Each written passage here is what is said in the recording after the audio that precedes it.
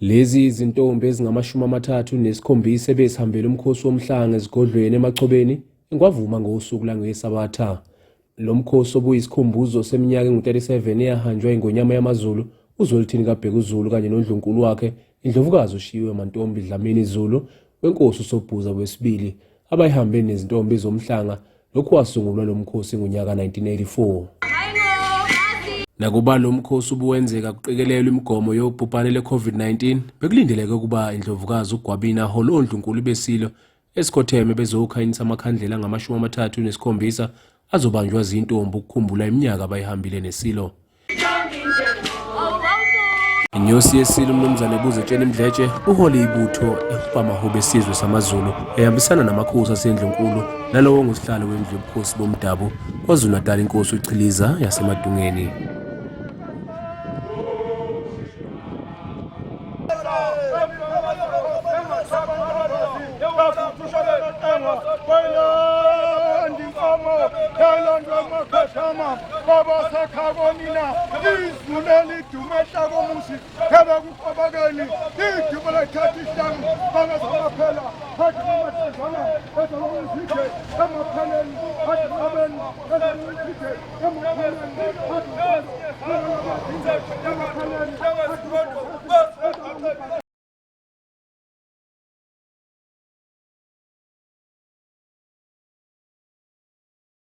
Ngesikhathi kufika iNgonyama yamaZulu isilo Misuzulu KaZwelithini, umntwana Thulani uye wethula izihambele besihambele lo mkhosi womhlanga.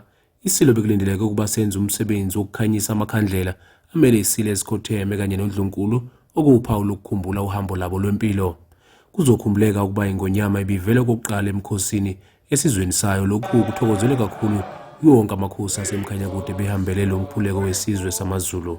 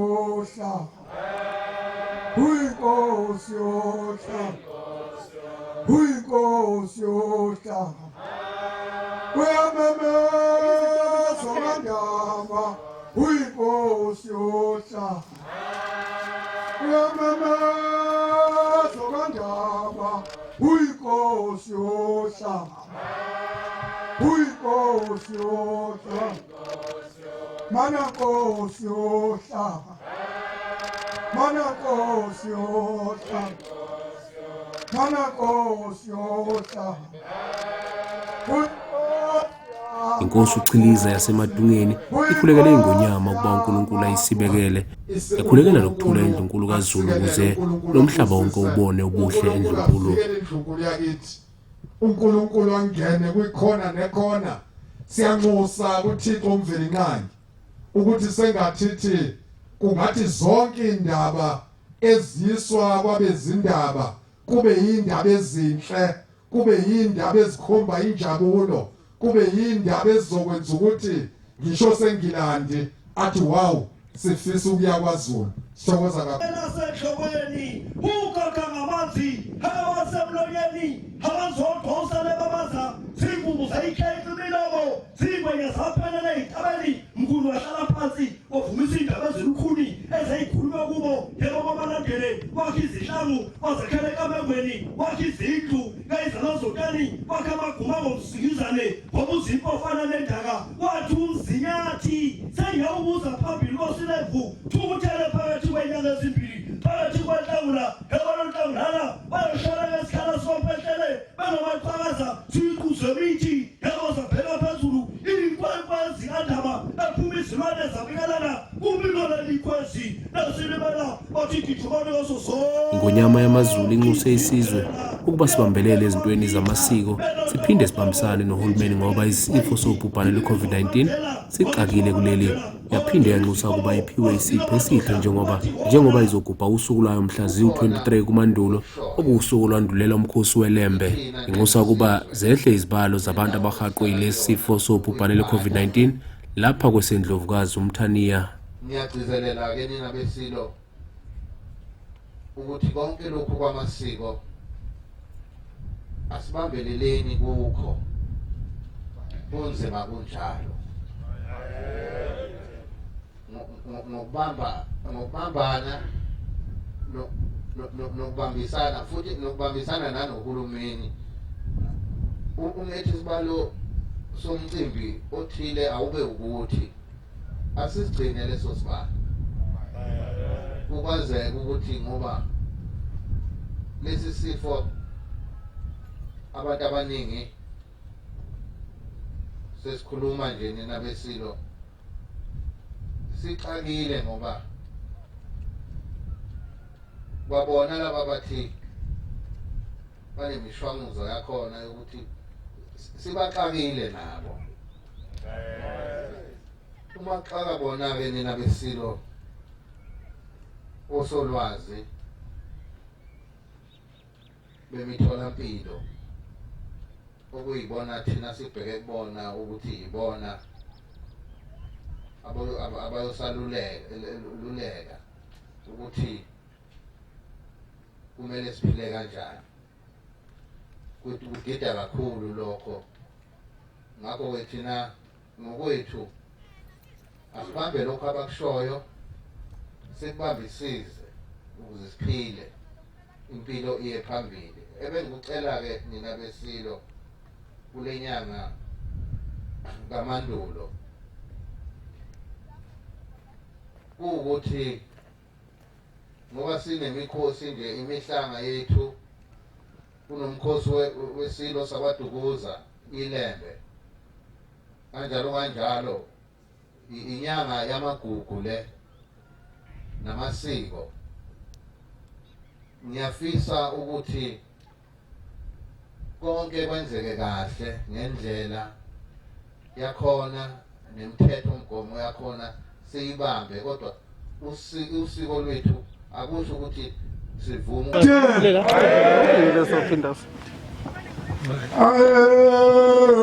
amazulu ekuseni amazulu ekuseni amazulu ekuseni awakomozithe zasale isandla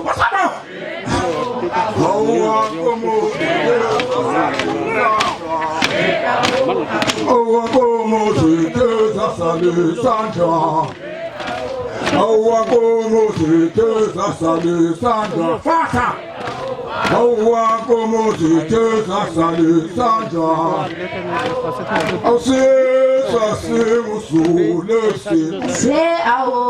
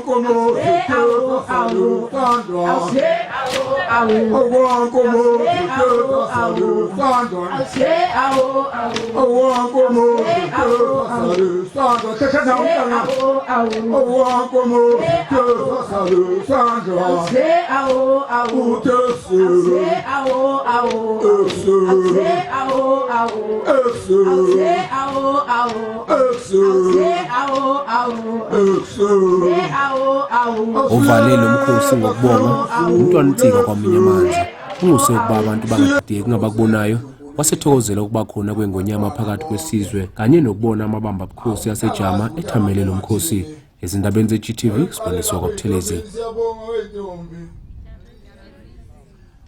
Sibonga kakhulu ngendlela esiboneni iphethe ngayo futhi siyabona ukuthi hayi awukho umkonkothelo zintombi. Siyabona lokho. Awu. Kuka msimba sala nhliziyo.